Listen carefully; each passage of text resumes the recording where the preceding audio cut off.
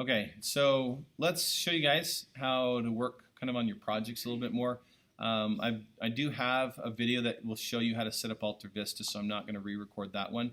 But I'm going to do a lot of the other stuff for you guys so you kind of know what to do for this. So first off, we really need, you'll get the information you need here. But I want you guys to have a code editor. So I did give some options in here for Windows and Macs, things like that. In here, I'm just going to use a program called Brackets for now. And it's free. It's from Adobe.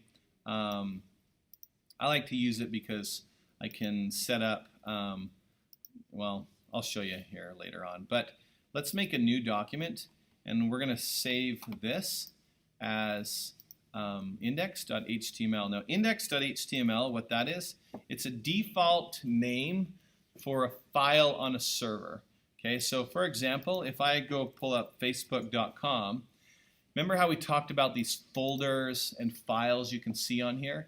Right now, there is a file being pulled, and it's, in this case, index.php, and if I refresh that, you can see it's the same one we just pulled up here, okay? But it's the default file, and so if you don't put that in there, it just says automatically go out and look for an index file and pull it in. Now, if I was to pull in, if I was to rename this one home.html, which way too many of you students are going to do. I mean, even though I'm going to warn you right now not to do this, I know 2 or 3 of you guys still are going to do this. It doesn't know that that's the default file name. It doesn't know to look for a home.html, and it will error out. So you've got to be careful with that. Everything should be called, every landing page you want to automatically come up should be called index.html. And so to start off, we're just going to call this index.html. And at least I thought I saved that to my desktop. I don't see it on my desktop, but it's supposedly there. Oh, no, it's inside my public HTML. Sorry. Let's go back to my desktop. Total fail moment as a teacher.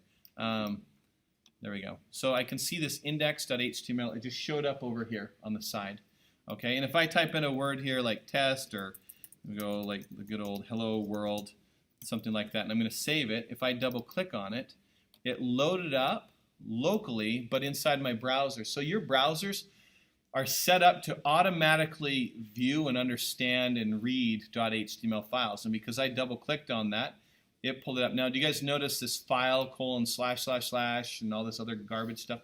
This is what we call, a local file.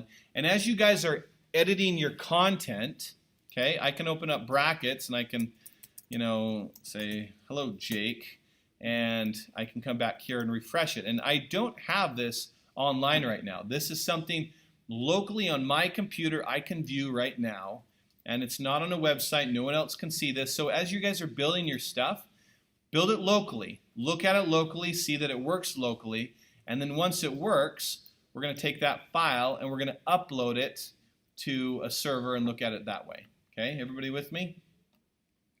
Okay, so on your assignment, I said go out there and create a folder called milestone 1. So I actually probably should have done that. Milestone 1. And then I'm going to take that index and I'm going to put it inside of milestone 1, and when I double click on it, you can see that that's in there.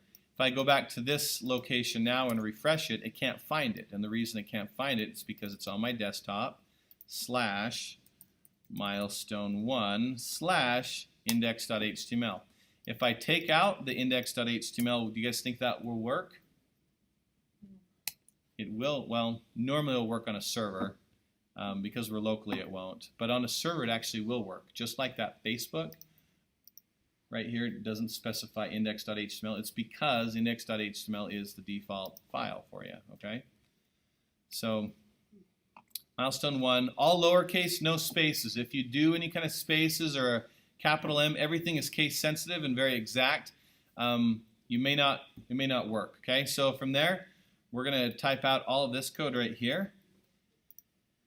And we're going to paste that back into my file. I need to get that loaded up here in brackets. There's Jake. We're going to dump that, and we're going to copy and paste that all in. And I can refresh it. And now if I double click on it locally, you can see what that looks like. Okay, and we'll compare the two of them right there. So now I'm going to go through and type out the business name. It's going to be, Matt's World or something. And summary, I'm going to put in a bunch of stuff of what this is about. And the focus of the site is to sell Matt's stuff. And the purpose is to, make money. You probably should go more in depth than I am right now. Desired results, sell, my kids' toys. I want to get rid of that. And that's probably more of a purpose or a focus. But, neighborhood, kids or something to sell them all my kids' stuff. And so I could save that and refresh it, and you can see how that's all updated there, right? It's probably worth a little talk here. What this all is and what it looks like is this is our doc type. There's lots of different kinds of doc types out there. We are going to use HTML5 as our doc type. And there's different ways of declaring these. So, for example, HTML5 just says, in this little greater than, less than sign, exclamation, doc type is HTML. And it doesn't have to be uppercase. It can be lowercase if you want it to be. Okay? If you wanted to use an HTML 4.01, transitional, for example, you could type out all of that. If you're going to use XHTML, which was the standard up until maybe like 5 years ago, you would do something like that. And other versions, you can look at a strict version or transition or frame stuff. For the most part, you don't need to memorize any of that other stuff. Everybody's moving into HTML5, and it's awesome, and our lives are way easier because of it. So really, you're just going to want to use that. But if you ever come across older websites online, they're probably still using XHTML 1.0 and, heaven forbid, HTML 4.0. Okay? Remember how we talked about HTML5 or version 5.3, I think is the new one coming up right now? You just have to use this, and it will automatically detect the version that you're using. Your browser will do that. But that's what that is. You're telling it what kind of document you're going to be using. This right here, these are what we call tags, okay? And tags typically come with an opening tag and a closing tag. Typically not always the case. So you can see an opening body tag here and a closing body tag here, an opening HTML tag here and a closing HTML tag here, an opening paragraph tag here and a closing paragraph tag right there. And you put your content between these tags, and these tags are going to style it a certain way and change its attributes. For example, this header 1 tag right here, or H1 tag, is going to make your words bold.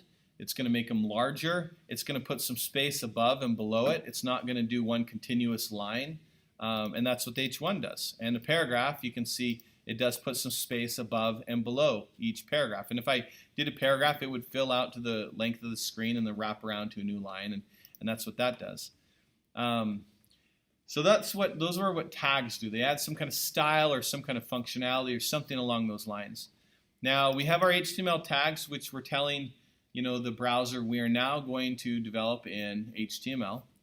And this little guy right here is what we call an attribute. And you can use attributes with tags. For example, there's this meta tag here, and its attribute is this character set. There's this meta tag here that's this name equals robots tag, attribute. And in this case, we're using the attribute. We are going to use English. That's what the lang equals en stands for our HTML. Okay, and if we're going to do in Spanish or Japanese or whatever we're doing, we could specify it there. Okay. Inside of our HTML tags, there's two main sections. We have our head tags and our body tags. And I kind of want you to think of like, a head goes on top of a body. It's an easy way to do that. And they are used for different types of things. Your head tags are reserved for metadata for the most part. Does anybody know what metadata is? Does Anybody ever heard of that before? Okay. When you guys take a photo with your cell phones, have you guys ever pulled up like a map where it shows where all your photos were taken? Stuff like that. That little geolocation. Sometimes it will save like on your photo like it was taken by an iPhone, it was taken at this time and this date. There's other data associated with that picture. It's not just the picture, but there's other data associated. Metadata is data describing data, okay? It might be the time that the picture was taken. It's not the picture itself, but it's describing, something about that picture. So this often is metadata where, you have a title tag, and a title tag is going to be something like, if we look up monkeys here, and we come down to this National Geographic one, and it says, for these monkeys, it's a fight for survival, National Geographic. And if I pull that open, okay, and it loads, and we look at the code itself, and I search for the title tag, you can see the title tag hasn't stored in here. For these monkeys, it's a fight for survival. And so that is what Google is using to display in its search results. You'll also notice that up here in the top, inside of the tab up here, it says for these monkeys, that's where the title is also displayed. It's up in the tabs of your browsers. So when I type out a title here, milestone 1, you can see the milestone 1 up here in the tab. And if a search engine came through and looked at it, that's what it would be listed as in here, milestone 1. That's what it would say right there. So it's describing the data below. Your meta character set, or char set, or whatever you want to call it, UTF-8, is the kind of characters you're using on your keyboard. Does anybody in here speak another language by chance? Okay. You guys, what do you speak? Spanish? Okay. And how many letters are in the Spanish alphabet? Really? There you go. The Enye, for example, and different things. Okay, are those different character sets though, potentially? Yeah. There are, right? You go speak another language, so that's what that's putting in right here. This little piece of code is basically telling search engines not to go index your homework. I don't want your homework floating out there on the internet, so that's what that one is there. If you're going to go launch a real site, you actually need to get rid of that because you want search engines to come through. Those are your head tags. Okay, this is data describing data. Any of these tags right here with paragraphs and H1s, anything that you're going to literally see on your page should never go in the head tags. Okay, I'm going to dock you major points. If I see like an H1, for example, up here inside of your head tags, like so. Okay. That will lose you major points there. They need to go inside your body tags down below. Your body is your document and what is being seen in that location. So don't confuse the two of them. The other thing is typically if you have an opening tag, you need to have a closing tag. If I remove off that body tag, or let's say I take off this H1 tag and I refresh my page, it thinks everything's an H1 because I never told it to stop doing that. And so I need to put that back, okay? Now, like I said, that's not always the case. For example, this meta tag that says use this character set, I'm not going to close out this meta tag there because it just basically is saying use this character set. There's no need for a closing tag. But most of the time you do. There's a few tags you don't, and we'll talk about those tags and how you use them. But in general, you need an opening and a closing like that. You can also see how I'm indenting these. You don't have to indent them. We looked on this one right here. Barely anything is indented. But, when you look at this stuff, is it hard to read sometimes when it's not indented? Okay, it's like you can see a title tag here for whatever reason, and it's up against this other tag. You don't really know who the parent is and who the child is if you don't indent. So it's a very good practice, especially for new developers, to indent your tags over to maintain that child-parent relationship. For the rest of this course, we are going to show you how to fill in these pages and actually how to code this stuff.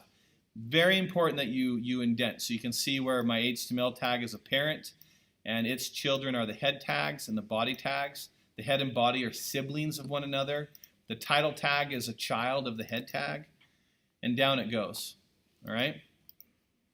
Let's go back and look at this. So you're going to go through and you're going to fill out the rest of the stuff. You're going to save it as an index.html inside the milestone 1 folder, and you guys can view it like I have. I need to refresh that, and kind of see what your first web page is going to look like. At this point, we've not applied any style sheets to this, which is the you know, colors and blocks and organization and all that stuff. It's just plain old HTML. It's lame, I know, but it's your first web page, and that's what it's going to look like. Then from there, you guys are going to go set up some hosting. Because of time right now, and because I've already kind of recorded that video for you guys can watch that one right there, which will show you to go to, you got to make sure you got to en.altervista.org. And if anybody, for whatever reason, whether they be online as an online student or you guys, this does not work with Comcast. So if you have Comcast, you're going to be host. Contact me. We can show you another one. I think like one you can use is ws.geocities. No, maybe it's geocities.ws. That's what it is. And this is another free host you can use right here and sign up for. But if you don't have Comcast, then just use Alta Vista. It is an Italian company, so if you do not specify, I think it launches the Italy version, the IT, and that's not going to make sense to you. So make sure you get the English version of it.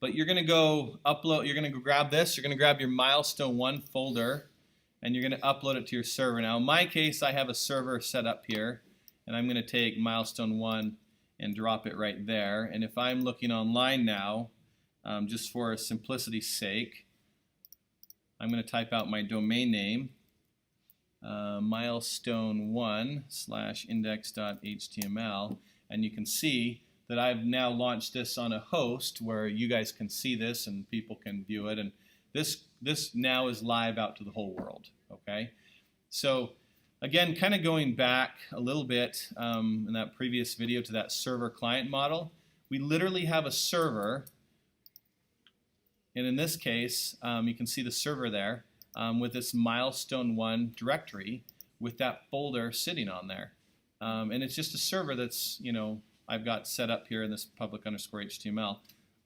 to do that.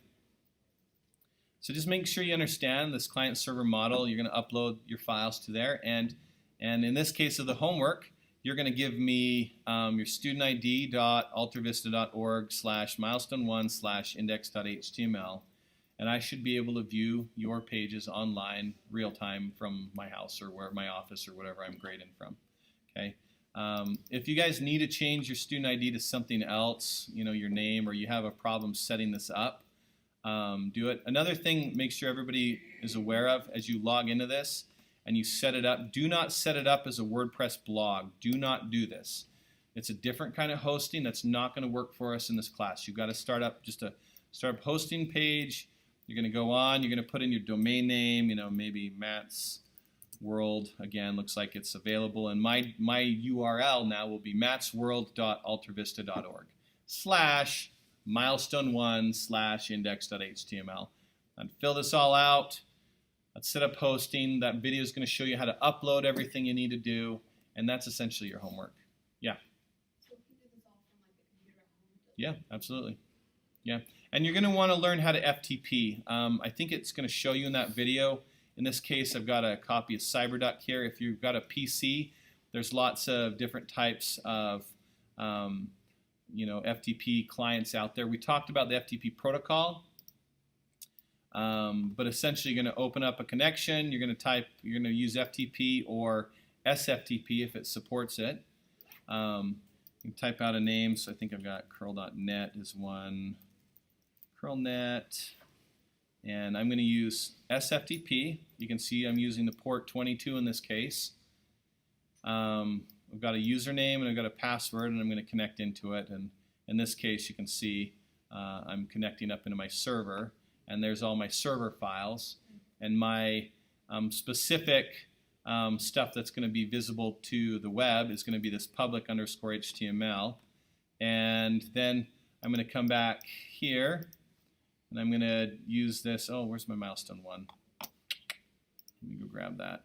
Milestone 1. I'll put it back on my desktop, and I can drag this over here, and I'm going to, sure, I'll clean up, I guess. Okay, milestone 1 just got uploaded, and you can see that there. And so now I should be able to go to curl.net/milestone1/index.html, and that should pull up as well. Is that uploaded correctly? And I don't know if it did, but I think it did. Yeah, there it is.